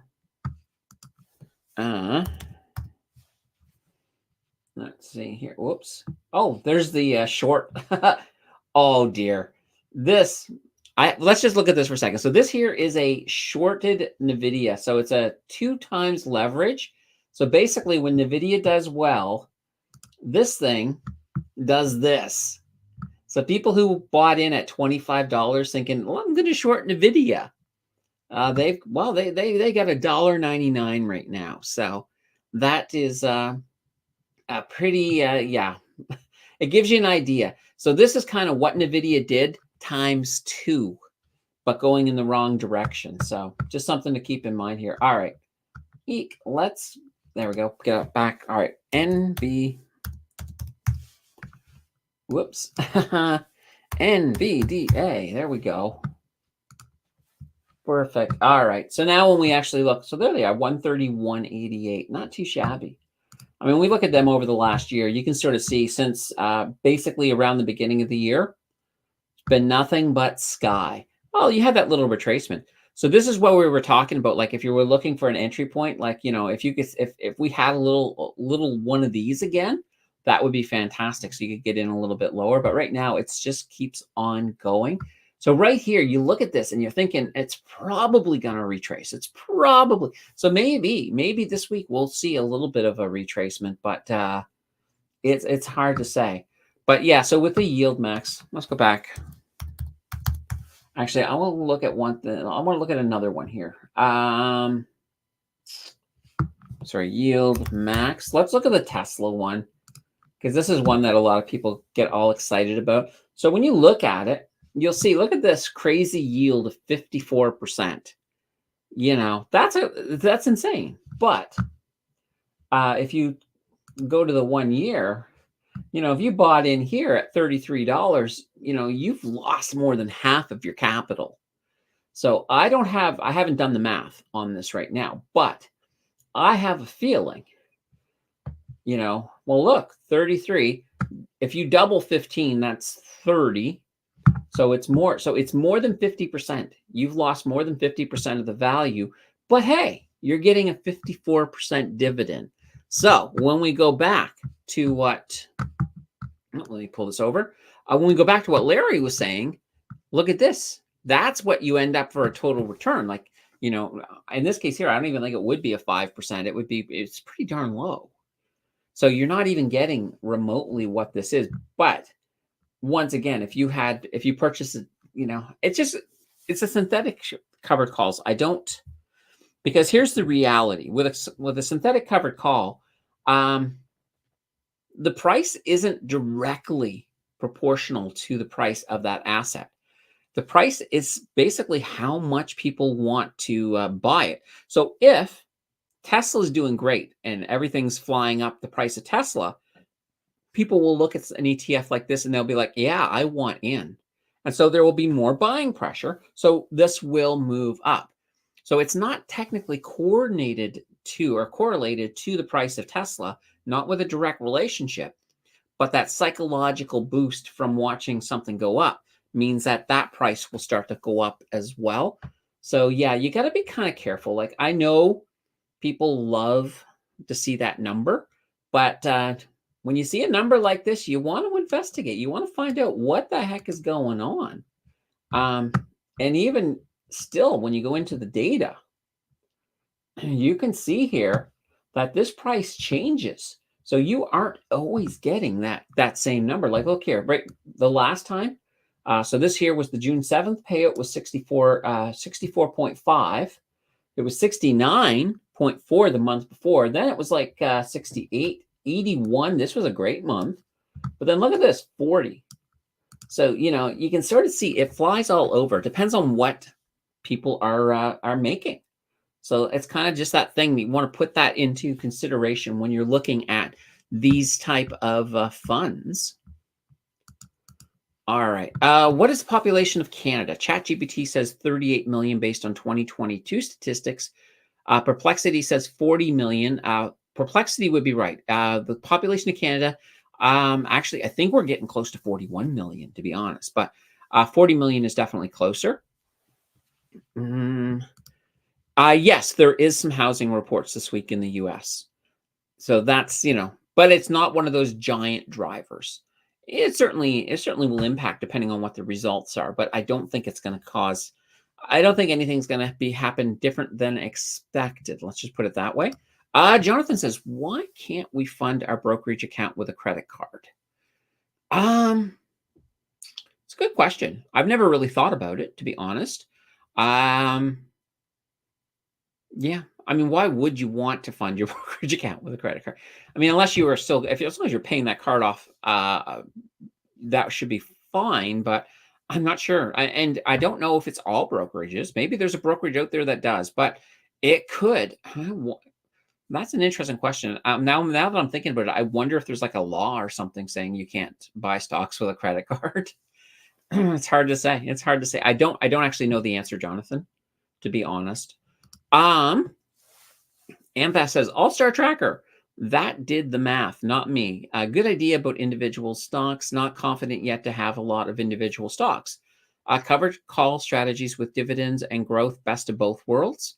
Yeah, so I mean, my favorite stocks are the total return stocks. So when I say a total return, we're talking stocks that, they still have some growth, but they also have some moderate amounts of dividends at the same time. So you're getting some nice total return values, opposed to like a growth ETF, or a growth stock where you've got very little on the dividend side, because most of it is, most of the profits are just being reabsorbed into growing the company. So, and speaking of that, by the way, our next video coming out on Tuesday, we're going to look at some growth ETFs. So I found some pretty interesting growth ETFs, and we're going to take a gander at those. They should be pretty cool. Larry says, in the USA, you can withdraw cash with your credit card.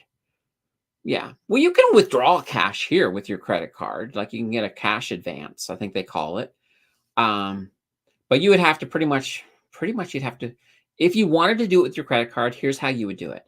So get a cash advance with your credit card, then take that cash and deposit it into your bank, and then transfer it into your broker. It's it would work. To me, it's kind of crazy, but that would work. So, what can I say? What can I say? All right, let's take a look at what is coming up next week. We need to be over here. All right. This is Bitcoin, by the way. Or no, that's not Bitcoin. That's the TSX. There we go. That's Bitcoin. A little bit under their averages. It's kind of moseying forward a little bit. We'll have to sort of see. I can see a little bit of a pattern here, actually. All right. So that'll be interesting to see.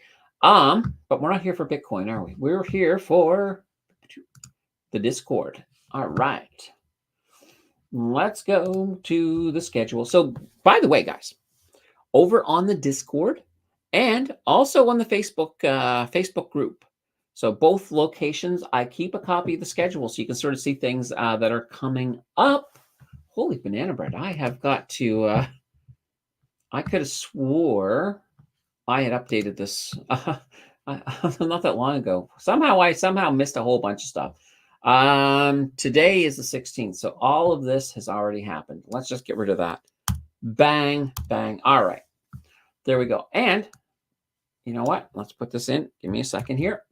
You guys earned a fuddle sticks. All right. Let's come back here. It's one of these things here. If you hit enter, it automatically closes it on you. I have to hit option enter. There we go. All right. So there we go. On tomorrow, the 17th, you guys did earn another market close. And I'll put a bonus in here. Bonus. There we go. Market close. Perfect. And I'll give you an opportunity for Friday as well. So that's all fun and dandy. All right. Now I can hit return. All right. So coming up this week, we have, well, I don't have it written down here, but yeah, like I said, it's going to be growth ETFs. And why do I have bank review listed in here? That's an error. That's going to be actually that's going to be our ETF. It's going to be an ETF week. That will be our ETF deep dive. So I'll be getting those out probably tomorrow. I will drop the poll for that one. And then the following week, we're getting close to the channel member choice video. So they get to choose the last video of every month. I'm looking forward to seeing what they make me do this time.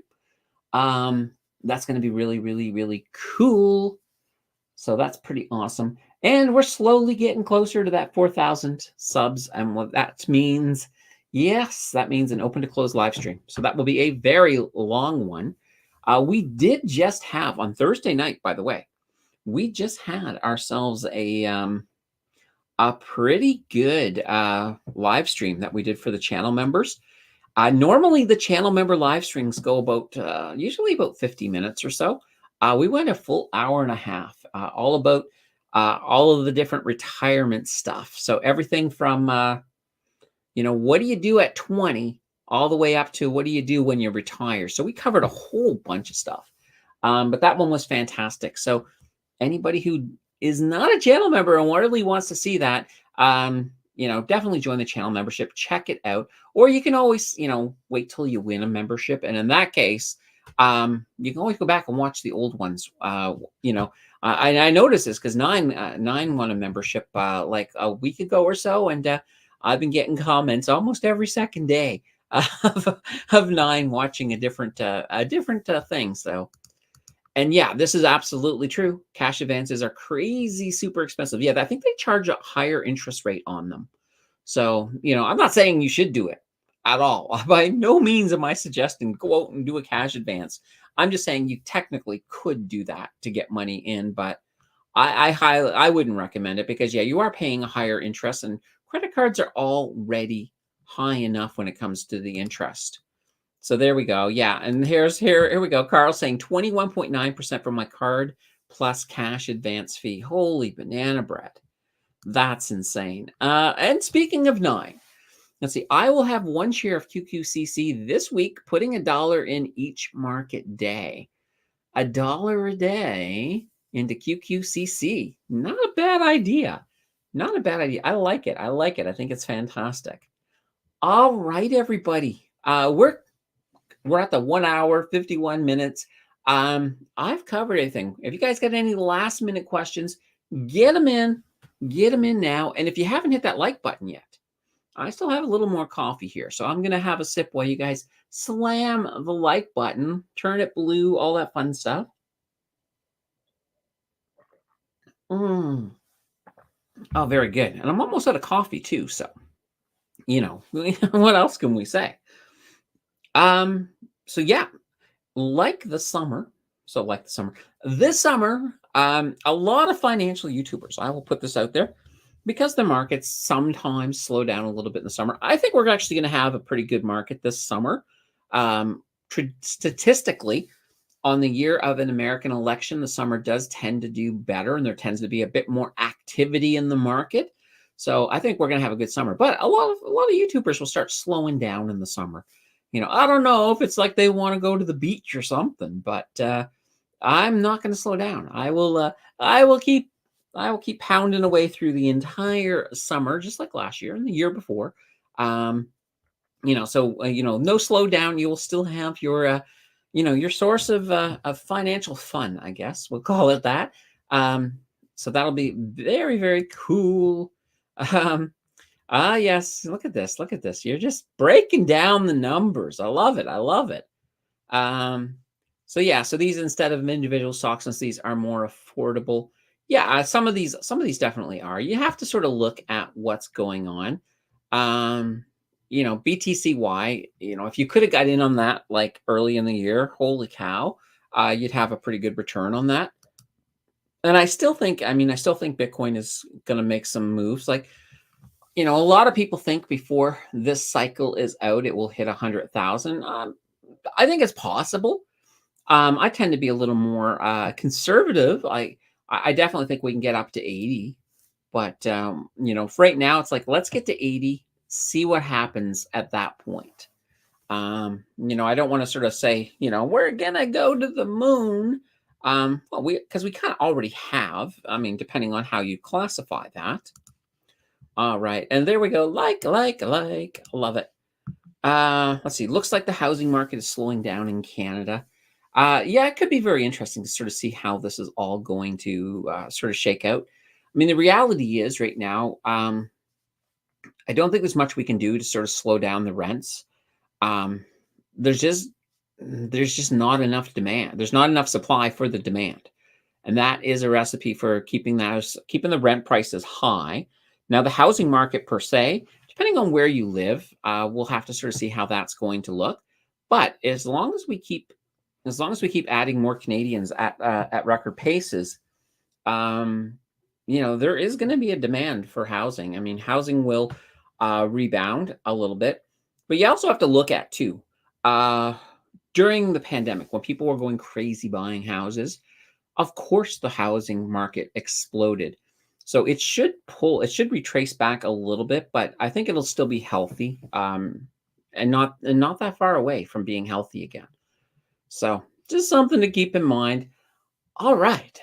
Well, once again, everybody, happy Father's Day to the dads out there. We'll be back here again tomorrow with market close. Can't wait. I have whoops, I have a bell here. Whoops, I almost accidentally rang the bell. Toronto would be very annoyed at me if I did that and opened the market early. That's for sure. Let me, there we go. We'll get rid of that. All right. Anyway, it's been fantastic. I've had a great afternoon. Hopefully, you guys have had a good time here today. We'll be back here tomorrow. We'll be back on Wednesday and maybe even Friday. So it should be a pretty fun week. Anyway, until then, everybody, take care and have yourself a fantastic rest of the weekend. And those of you in Ontario, get ready for that heat. It's coming. I'm preparing to sweat a bit. All right, take care, everybody.